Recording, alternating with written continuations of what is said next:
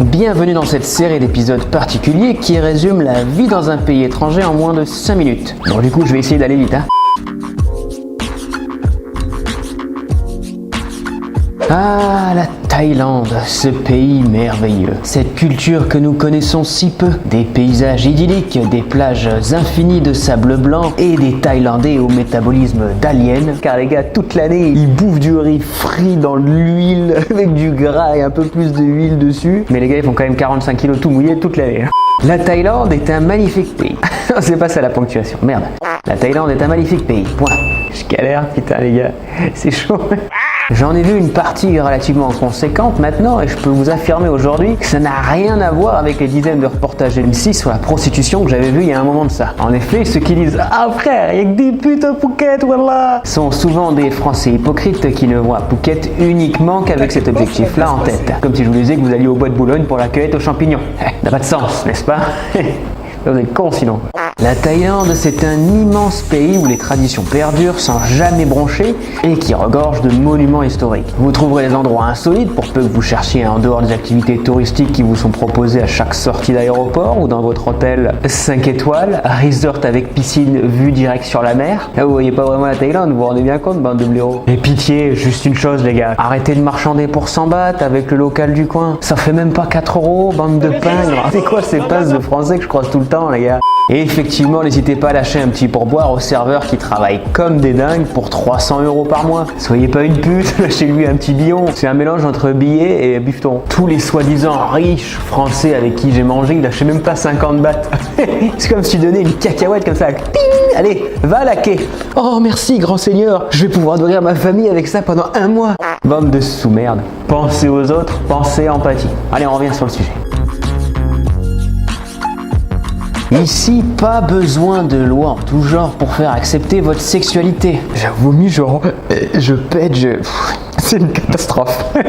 Les homosexuels, les transgenres ou autrement les fameuses ladyboys sont acceptés naturellement. Et personne, grand personne, ne se permettrait de faire une remarque déplacée à leur égard. Ici donc, pas besoin de loi 2.0 pour les lobbies LGBTQRC, parce que le français moyen est un débile qui n'accepte pas le changement. Et il y a une explication rationnelle à tout ceci, c'est la culture bouddhiste omniprésente qui repose sur un principe naturel, vivre dans la simplicité. Et c'est d'ailleurs très frustrant au départ quand vous mettez en couple avec une taille traditionnelle, parce que vous pouvez dire adieu à toutes les disputes de merde que vous aviez à l'époque. Pourquoi la fourchette elle est dans l'évier plutôt que d'être à côté du sopalin? Et pourquoi la télécommande elle est en dessous du coussin au lieu d'être au-dessus à 85 degrés?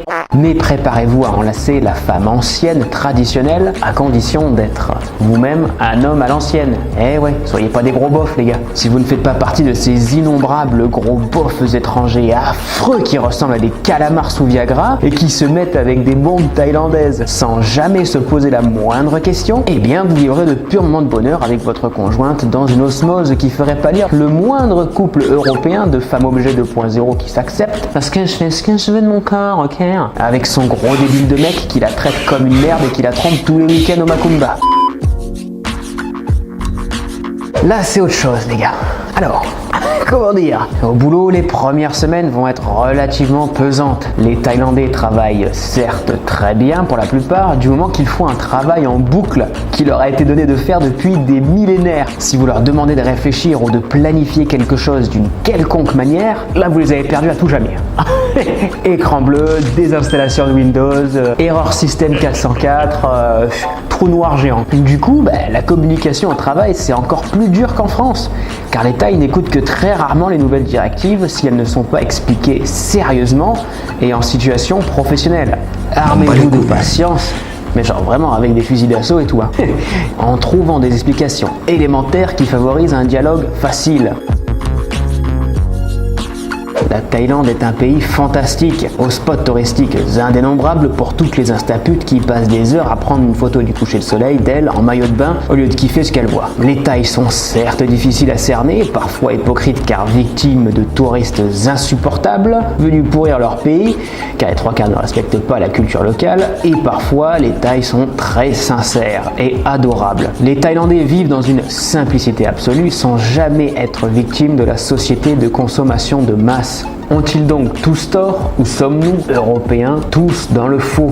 Voilà, c'est la fin de cette vidéo, très courte. Si la vidéo vous a plu, je vous invite à vous abonner évidemment et de regarder les précédentes vidéos qui portent des sujets complètement différents. Si vous avez voyagé en Thaïlande, n'hésitez pas à lâcher un petit commentaire, ça fait plaisir pour le référencement de Bibi. Et puis je vous dis à la prochaine vidéo dans laquelle je parlerai de je ne sais pas encore, je n'ai pas écrit de script.